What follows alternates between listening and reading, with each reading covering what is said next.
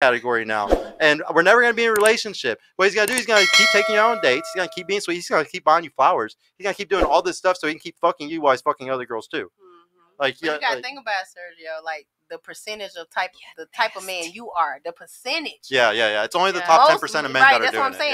Yeah. You are in the percentage where you actually look at that. See, most women are attracted to those guys that don't care. Like, they will still use that to their advantage. Like, oh, I got me a bad thing, but he's still cheating on her.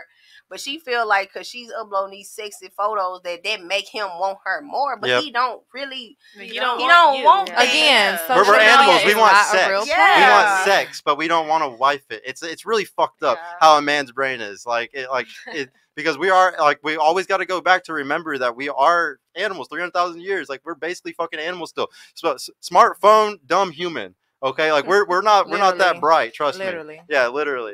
$10 from Zora's Lost, man. Yeah, go ahead and click that one up. Keeping up with these bitches tonight. $10. Most men are not attracted to your money, status, success. You end up masculine as fuck. You can't be feminine and masculine at the same time. If you're not feminine, fit, compliant, and nice, you won't ever keep a man. And that is also sometimes true. This is why it's hard for a woman once they get into their 30s, if they've worked their whole life and they're very good at being successful, very good at making money and stuff. Shit. Yes, if you get really good at all that shit, it can really damage your femininity. Well, I don't think that it damages. I don't think it necessarily damages your femininity. It's just harder to pull it back out. But I truly believe I said, pull it back out. That's what I'm saying. But you can do it. You could do it though. If you with a woman and she's being too masculine, she don't want you. Yeah. And I'm just gonna keep it real with you. If she's being aggressive with you, she don't fucking want you. If a woman want a man, I don't care how fucking masculine, because we both have it all. Oh, she'll act like a woman. She would be like, yes, baby. She'll be submissive. And I found she would be very submissive. Like, you just can't go around being submissive to every goddamn man you see. No, he gotta earn that shit.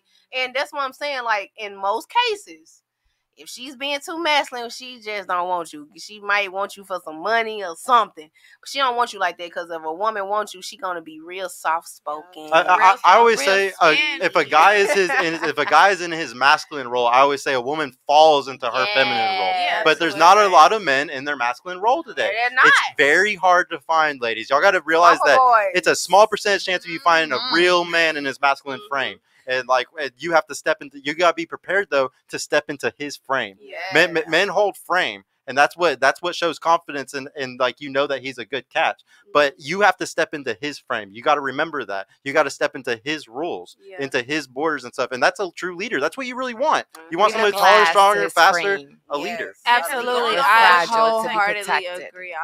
Sergio, I got a question for all the ladies here. Yeah, go for it, bro. So, back to something that Mommy Three Loves just mentioned. She said if a woman's masculine towards her man, she doesn't want him.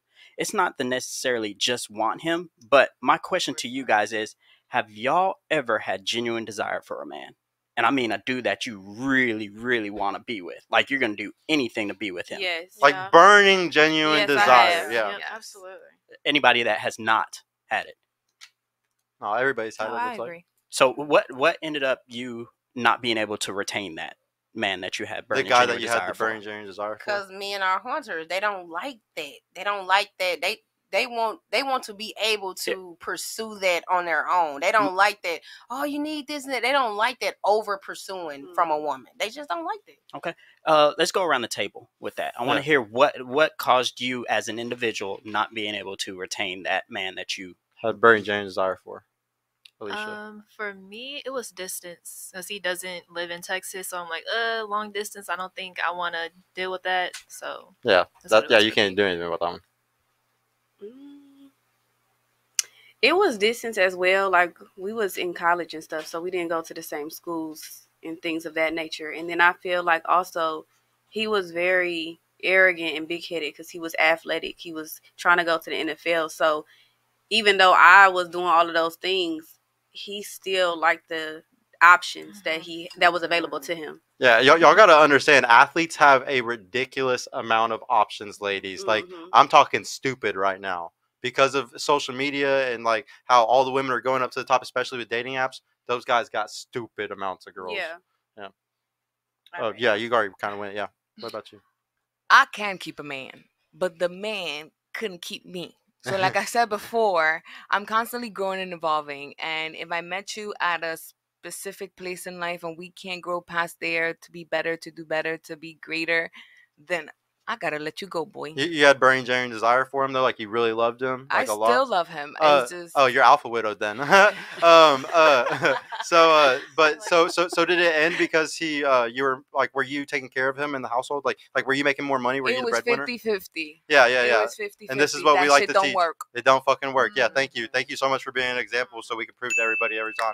50-50 doesn't work, guys. I need to be taken care of. Yes, okay, it doesn't I'll work. cook, I'll clean, I'll do what I gotta do. Even if you got burning genuine desire for you, that 50-50 shit fucks it up. Right, but can I real quick? Yeah. Sorry, Yeah, go ahead. because in the corporate world, you're right. When we practice much of our masculinity, we come home and we don't want to cook. Yeah. We don't want to clean. The kids are annoying as fuck too. So yeah, sure, our money has. Oh, fuck them kids.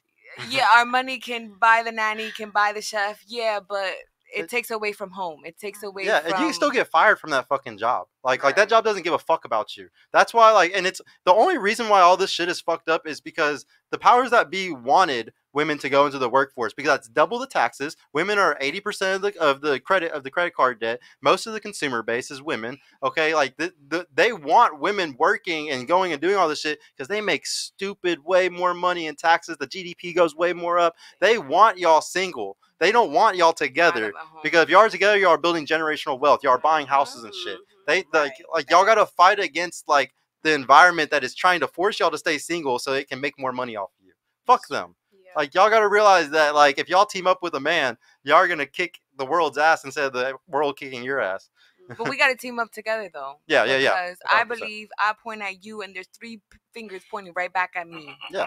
Yeah. No. So... It's like I said, it's the complementarianism thing. Like we really can work together amazingly if we can understand that some of us were built to do some things really good. Some of us were built to do some things really good. And like I got to explain this just really quick, how me and my girl's relationship works. It's complementary, but I drive the car. I'm 51% decision on most things that are my category of things, that are my complementary things. Now, if it's something about cooking or something like that, I'm gonna let her make the decision on that. Like, oh, we should get this meat instead of this meat at the grocery store. She's the one in that category. Yeah. She's driving the car in that category. If she got pregnant, she's saying if the baby's gonna come or not, because I can't force somebody to have an abortion or not, or keep a kid or something. So there's certain things that she's the ruler on, but there's certain things that I'm the ruler on. And that's it. Like that's how every relationship should work. But usually it's egalitarian, and people are like, I want to be the leader. I want to be the top. But I want to do this. And I think horrible. That is egalitarian because she's a leader at home. Egalitarian is 50-50 everything. Right. So voting on every type of